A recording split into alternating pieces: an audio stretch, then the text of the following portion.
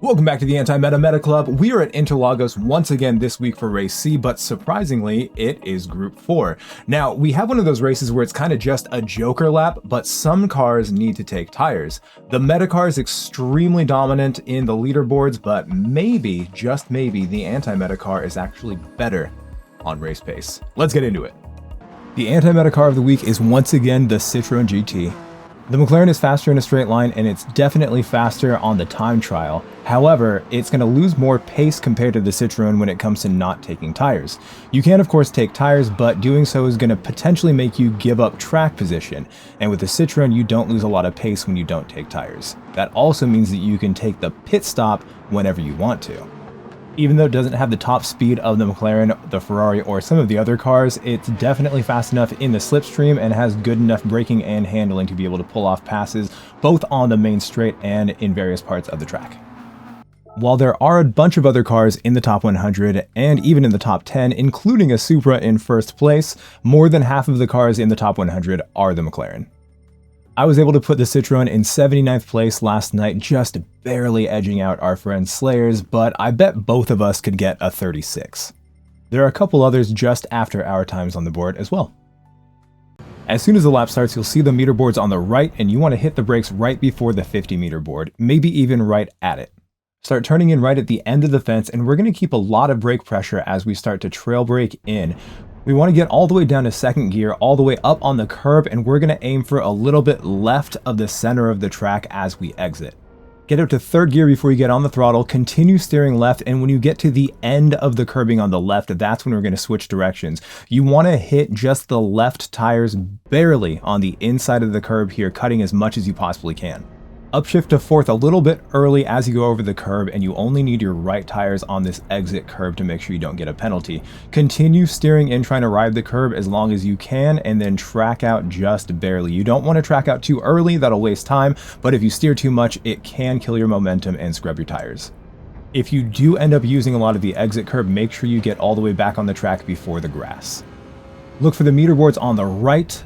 After the 100 meter board is an access road, and right at the beginning of that is when you're going to hit the brakes. Brake in a straight line down to third gear, and about 2 car lengths past the 50 meter board is when you want to start turning in. It's important to keep up a lot of speed and be really brave on the throttle here. However, if you use too much of that curb on the inside, you'll slide, and if you go over the curb on the outside, you'll completely lose your momentum and possibly be sucked off the track. Don't track out after this left-hand corner and stay very close to the left, preparing for the next braking zone. At the 50 meter board, we're going to just barely, gently brake and turn in. You want to be turning in by the time you get to the 50 meter board. Now, I ended up missing the second apex, but I think it's actually because I gave a little bit too much brake pressure initially and I didn't downshift to fourth early enough. Despite that, we kept up a lot of momentum and we stayed on track, so I kept this lap. If I was a little bit more patient on the throttle, I might have been able to hit that second apex despite messing up the entry, but either way, you want to be really gentle on the throttle, you want to get close to that inside curb unlike what I did, and you want to use as much of this exit curb as you can without fully going off. At this curved tire mark right here, we want to start aiming our car towards the inside, brake hard, downshift to second gear, and then trail brake in, trying to get all the way up on that inside curb. However, if your tires touch the grass, it will probably make your car rotate when you touch the throttle, so avoid the inside grass. As you see, I oversteered a little bit and had to correct that really quickly, but it didn't slow us down too much. The very beginning of the yellow, white, and green curbing on the left is when I start turning in and using the brakes just to tuck the car onto the curb, not to slow us down too much. This tire mark conveniently marks the line that I like to use as I ride up onto the curb. Upshift to third gear before you get on the throttle, be very gentle about it so you don't understeer as you come off the curb, and make sure you're still touching the curb or at least next to it by the end of that dark green portion of the curb on the inside. Feel free to use all of this exit curbing, but of course avoid the grass. You could move to the left side of the track and line yourself up early, but I like to just aim for that access road and then start curving it in after that. When you get to this dark green part directly after the access road, I use that period to lift off the throttle, straighten the car out, and then brake at the grass. Full brake only briefly before turning in, trail braking, and downshifting to second gear. I like to be about halfway across the track by the time I get to this metal post here on the left. Try to avoid the high part of the inside curb, stay in second gear and be very gentle as you get on the throttle. Too much steering or too much throttle can make you slide out here, so make sure you use all of the exit, of course not steering too much when you do get on the curb.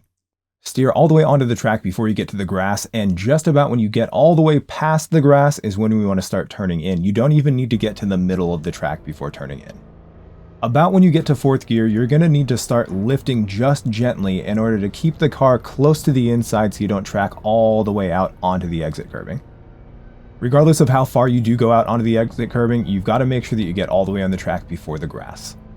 If you look closely, you can see that the grass is a little sparse on the right here, but at this spot right here, it's fully grown all the way to the edge. That is when we want to hit the brakes. Brake in a straight line to the end of the grass, turn in, dip to second, then back up to third, making sure you don't use too much of this inside curbing, and be very gentle and patient on the throttle to make sure that you don't use too much of the outside curbing as well. If you go any further than I did, it's probably going to suck you all the way into the grass.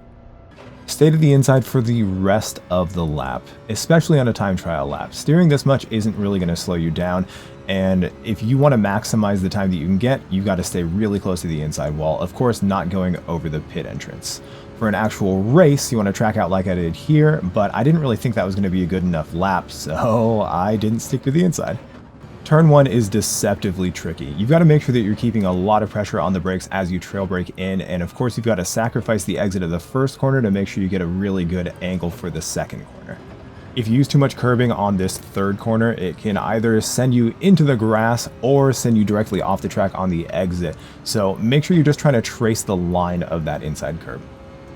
For this next left, it's really easy to scrub off too much speed, but it's also really easy to carry too much. It's just a really delicate balance of making sure that you don't miss the apex, don't go off on the corner exit, but also don't slow down too much. The biggest mistake people make here is actually using too much brake. You've got to make sure you scrub off enough speed, of course, but you can just gently be on the brake for longer rather than step on the brakes too hard. Make sure you really utilize compression braking by getting down to second gear as soon as you can. If you don't scrub off enough speed, you're going to miss your line, and if you go off the line, it's going to cost you really, really dearly for this entire sequence. Make sure your car is straight before you start braking for this hairpin. If you're still angled at all towards the grass, you're probably going to understeer all the way into the grass when you do hit the brakes. Carrying enough speed here is really important, but it's also really easy to go off the track, so be very careful about lifting appropriately.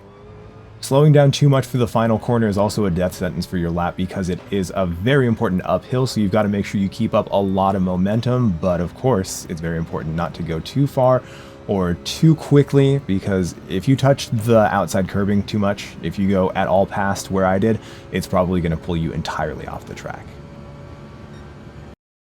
Once again, the only strategy that is actually required is taking a single pit stop, but you don't actually have to take tires and you don't have to take fuel unless you want to. Fuel is never necessary for this race, but some of these cars cannot make it all the way to the end, at least with good enough pace, without changing the tires. That means you're going to have essentially a pit window for some of these cars. Anywhere between laps 4 and 7 are going to be good options for going to the pits and taking tires for any of the cars that need you to take tires.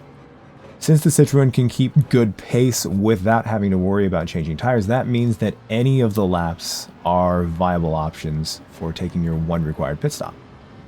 Now, because of all this, that actually makes this race pretty boring. So we're going to go over what made this race so good, and then I'm going to show you a few moves that I was able to pull off with this same car, just so you can see what's actually capable if you do find yourself in a situation where you have to actually race people.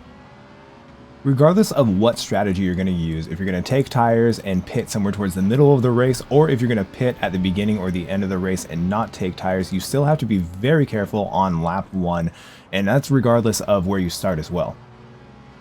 Be very careful as you're battling and trying to jockey for position in this middle sector, because people are going to be going at different speeds, especially if you're in the kind of lobby where there's a lot of different skill sets. As you can see, Clubsport pace and Tonio got into it, and that actually gave me the opportunity to then get ahead of Tonio, and then luckily Clubsport pace did not give me the same treatment he gave Tonio, so I was able to get in front of both of them, and with completely clear air in front of me, that meant that I could go into the pits and not really have to worry about absolutely anything at all. So we went into the pits at the end of the first lap, and as predicted, there's absolutely no one else in front of us because no one else took a pit, and even if they did, they were still a few seconds ahead of us. So worst case scenario, if the people directly in front of us had gone into the pits, we would still have at least a lap or so of completely clean air, and that is the ultimate goal when it comes to pitting really early. Because everyone has to take a pit. If you can go faster in your first stint than they do, then you're going to come out on top. The next time we even saw another car was at the beginning of lap 6, and that is when our friend Rodrigo Lorenzo came out of the pits, but we had gotten so much clean air and had such good pace that he was barely in the slipstream by the time he came out.